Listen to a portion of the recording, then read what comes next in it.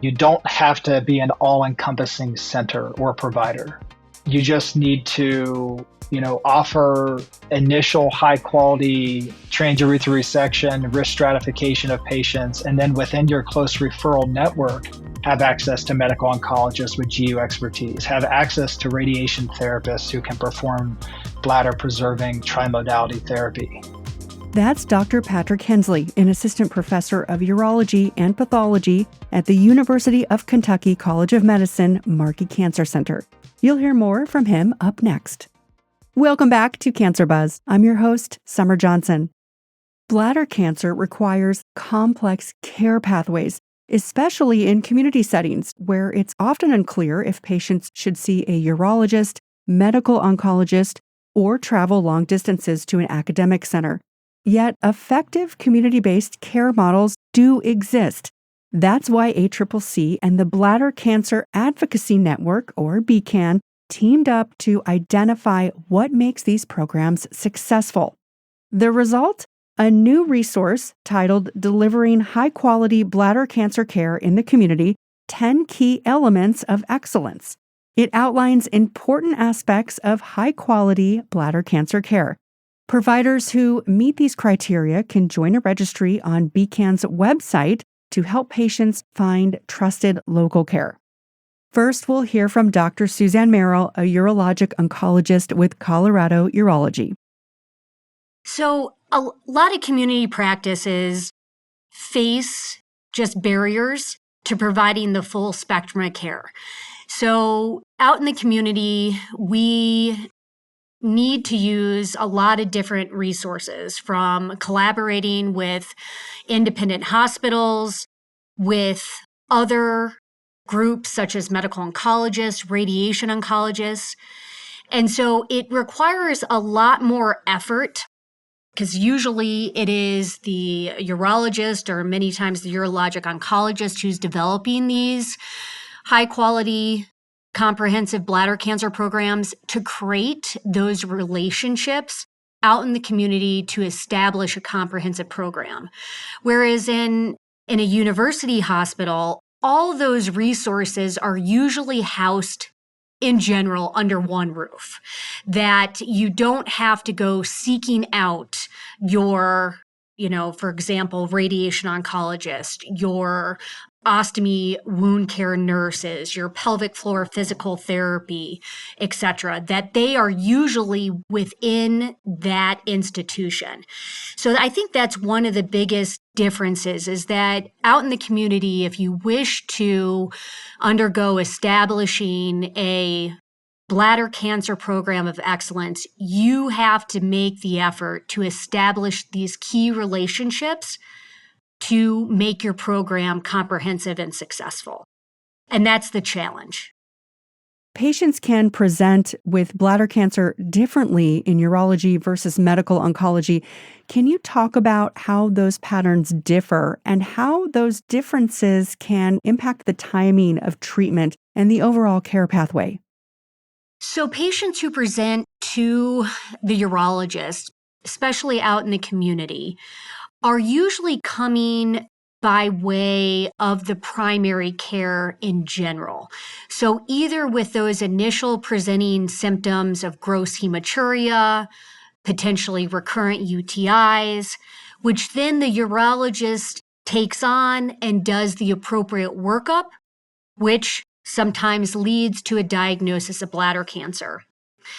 Whereas the patient that often presents to the medical oncologist is one that typically has already a diagnosis of bladder cancer, and that patient is either seeking out a second opinion regarding initial treatment options, whether sometimes even non-muscle invasive to more advanced stages, muscle invasive, etc., to a patient who has already gone through a number of treatments for their bladder cancer and their bladder cancer has recurred and maybe escalated to higher stages of disease such as metastatic cancer.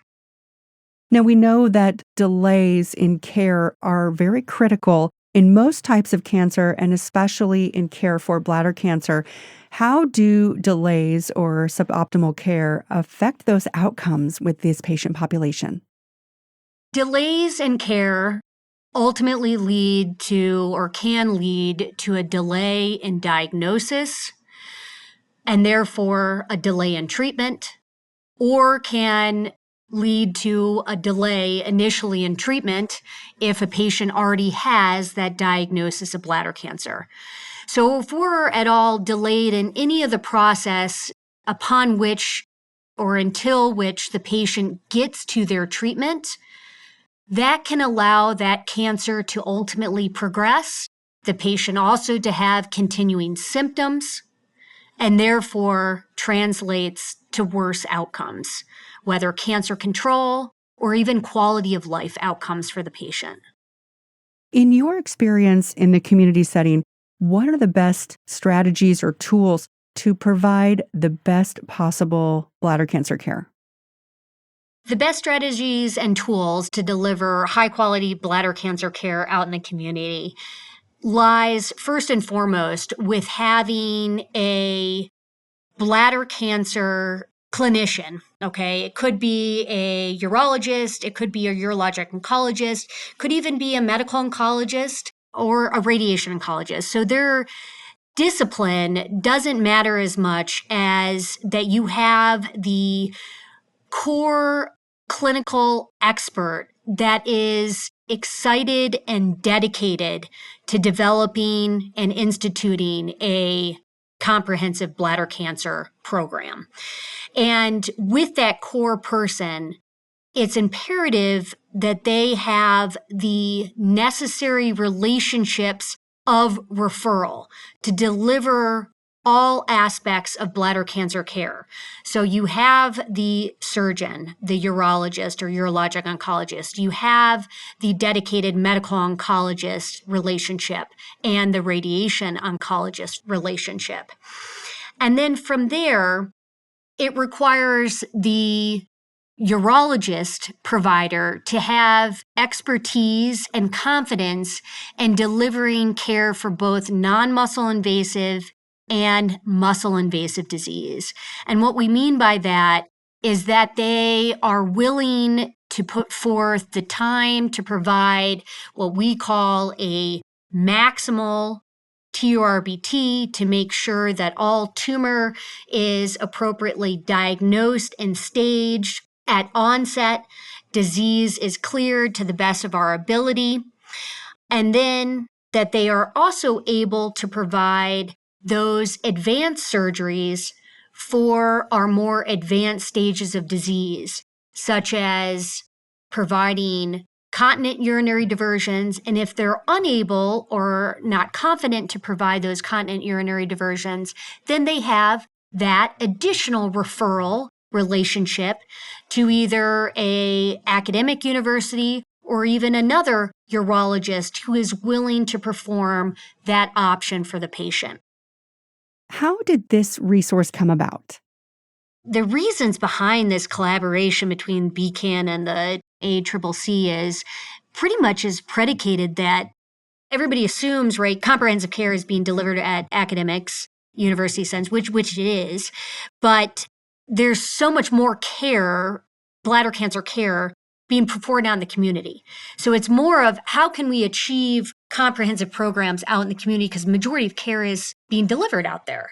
So how can we translate that? And this is kind of these 10 key elements are kind of that strategic plan or that outline of what is necessary to create that program. And so we can be delivering that comprehensive care, not only at the university setting, but in the community where the majority of bladder cancer care is being delivered. At the top of the show, you heard from Dr. Patrick Hensley. He's here to explain the steps community cancer centers can take to work together to deliver high-quality bladder cancer care. You don't have to be an all-encompassing center or provider. You just need to, offer initial high quality transurethral resection, risk stratification of patients, and then within your close referral network, have access to medical oncologists with GU expertise, have access to radiation therapists who can perform bladder preserving trimodality therapy. I think one of the things that is emphasized within the initiative is having access to a multidisciplinary tumor board. And in 2025, we know that, these types of boards or meetings don't have to be done in person. They can be done virtually. You can have, access to, virtual logins with your academic center or kind of pool resources with other community centers around the area who may have a little bit more expertise to get together like-minded urologists and pathologists, radiation therapists, medical oncologists, social workers, nutritionists, geneticists, all of these folks who build a multidisciplinary team that could be done through a virtual network and certainly within a referral network. Do the differences in bladder cancer impact the timing of treatment or just the overall care pathway? I think one of the big things to consider is the time it takes from a patient's symptomatology to initial evaluation and diagnosis. And again, that usually happens at either the primary care physician level or the general urologist level. It sometimes takes 6 to 8 weeks to get in to see a subspecialty urologic oncologist. And then from there, if the patient needs, for instance, a TRBT or a bladder biopsy, you're looking at another month. So there can be considerable care delays. And I think it's really important that subspecialists and community providers work together to streamline those referrals and anticipate when the patients are coming in and what their needs are going to be from a procedural standpoint, imaging standpoint, et cetera, so that you can avoid some of those undue delays in diagnosis and treatment.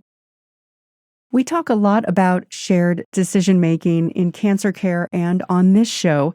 How do you make sure that all voices are heard, especially those of patients? What are some strategies that you could share with us that have worked in your experience? I like to kind of frame the clinical scenario for the patients, talk to them about what various guidelines may or may not recommend for them, and then lay out the menu of options, risks and benefits of all approaches. And, obviously that's going to vary considerably based on their disease state, low risk, high risk, invasive, non-invasive. But then at that point, you try to gauge the patient's understanding and also the patient's carers and family members who are with them, gauge their understanding of where they're at from a disease standpoint and the available treatment options, and help them make a decision that's best for them, rather than kind of a top-down approach where the provider's unilaterally dictating a specific treatment course. What tools or resources have been the most effective in closing the care gap? I refer the patient to the BCAN website. I have a little pamphlet that runs through, a patient-facing resource from BCAN that they can take home with them. And then I definitely ensure at least 1 or 2 additional visits over the course of their treatment journey before we definitively say, okay, we're going to go with bladder preservation. We're going to go with cystectomy. If cystectomy, what type of urinary diversion do you want? So I don't think that's a decision that can or should be made on the spot at an initial visit. That initial visit is, trying to get the patient as much help and resources and answering their questions as much as possible. And then I also encourage my patients to start a diary or a journal and just, as questions and concerns arise, they write them down. And whenever they come to my clinic, we bring that journal out and we go through those concerns line item and make sure that everything's addressed. When we talk about the 10 key elements to delivering high quality bladder cancer care, what do you think will have the biggest impact in advancing equity in bladder cancer care? I think from a urologist perspective, expertise and comfortability with performing an initial thorough maximal TRBT is very essential.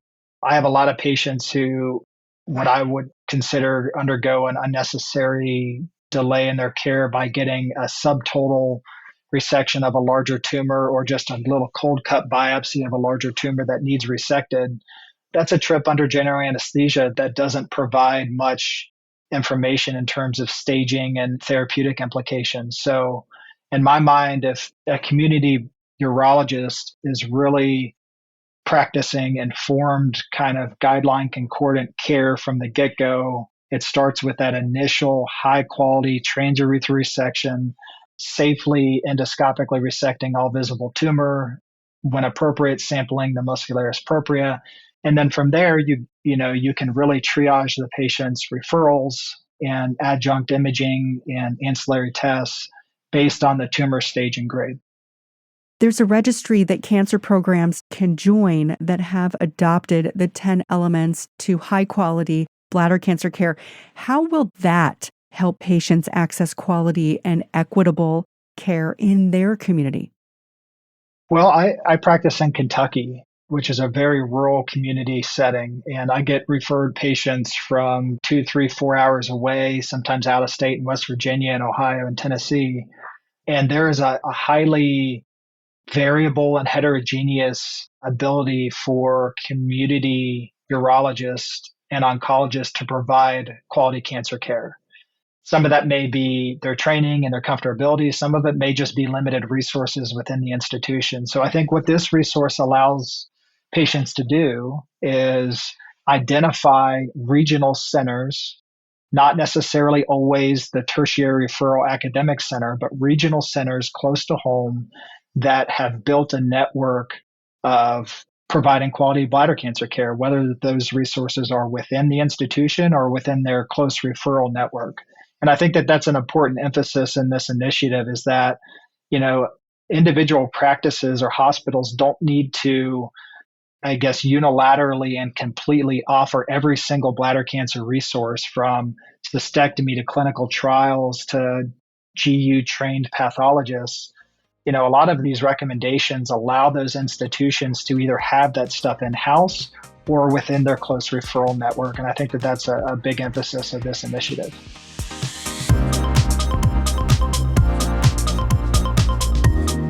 Thank you to our guests today.